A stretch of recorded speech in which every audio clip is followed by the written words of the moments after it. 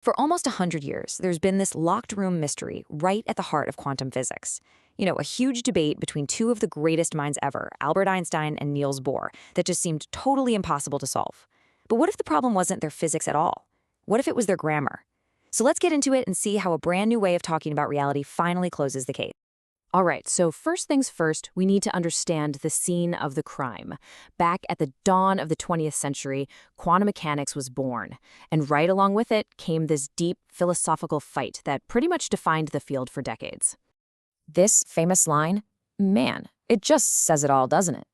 It perfectly captures Einstein's frustration. He just could not accept that the universe, at its most fundamental level, was all about randomness and chance. He was convinced that quantum mechanics was incomplete, like a blurry photo of a much sharper, hidden reality just waiting to be discovered. So this whole disagreement really boils down to two totally different ways of looking at the world. Einstein, he was making what you could call a global demand. He said reality has to be whole, it has to be objective, and it has to exist whether we're looking at it or not. Bohr, on the other hand, he took a much more practical approach, a kind of local discipline. He argued, hey, we can only talk about what we can actually measure. For him, the result you get is completely tied to the experiment you design. It's not about what is, it's about what we can say is. And this is the real head-scratcher. It just seems impossible, right?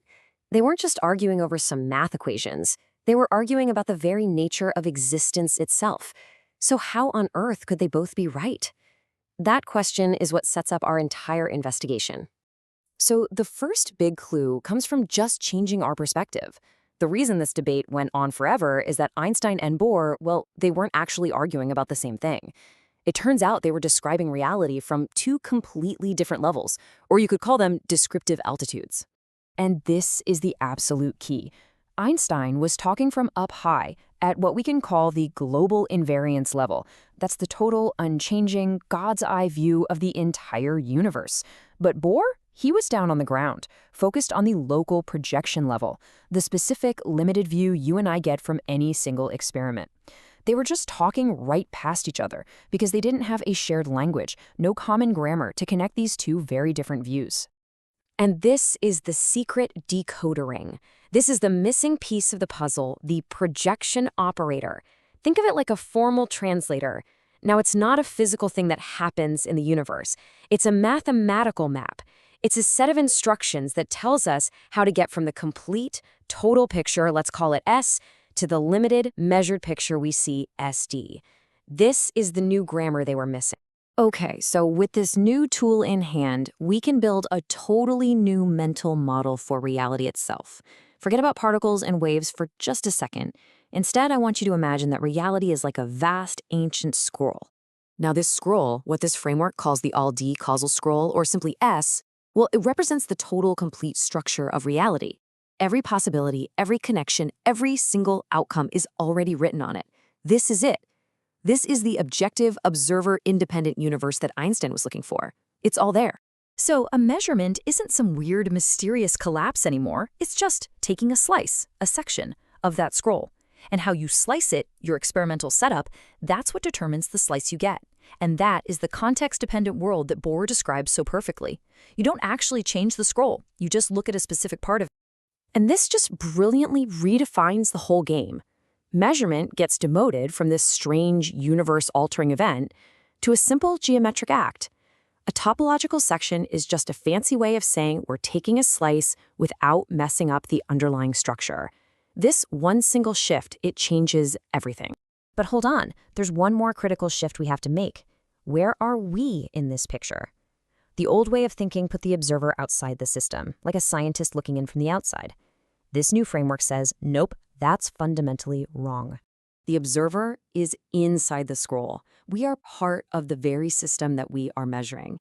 It's this tiny little formula. O is a subset of S, but wow, the implications are just huge. It gets rid of the whole paradox of the detached spectator. It makes us participants in the universe's structure, not just passive witnesses.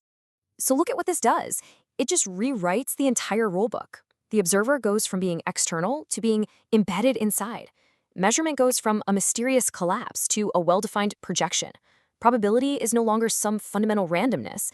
but something called an entropic weight, which is basically a way to measure the information in any given slice of reality. And reality itself goes from being incomplete to being scroll invariant and whole. All right, so now that we have our new grammar and our reclassified concepts, we can finally go back to the original argument and see exactly how the mystery gets solved. And boom, there it is, the resolution. Einstein was right about the complete scroll S. It is real, it is objective, and it is complete. And Bohr was also right about the projected section, that slice we see in our experiments. It is context-dependent.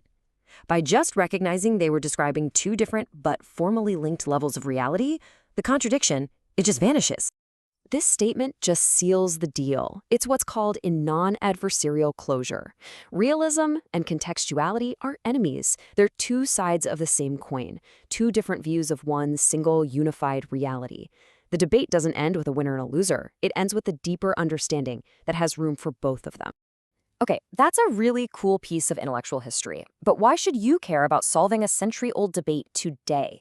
Well, because this new grammar doesn't just clean up the past, it gives us incredibly powerful new tools for the future. I mean, look at this. By getting rid of the confusing collapse idea, it simplifies quantum mechanics. In quantum field theory, it gives us a whole new way to think about infinities. For quantum computing, it reframes measurement as a reversible action, which could be a huge deal. And maybe the most surprising part, it gives us a new way to think about AI, not as some external tool, but as an embedded observer, where the problem of alignment becomes about teaching it how to take the right kinds of slices from reality. And in the end, it all comes down to this one elegant little formula. If you remember one thing, it should be this. A measurement is just a projection of the total reality, S, and the observer, O, is always a part of that reality. That's it. That's the whole solution in a nutshell. So I'll leave you with this final thought. The universe isn't rolling dice to figure out what happens next. The complete reality, the scroll, it just exists, allowing for all possible slices, all possible measurements. And we, the observers embedded inside of it, are simply the place where one of those slices, one of those sections, becomes our reality.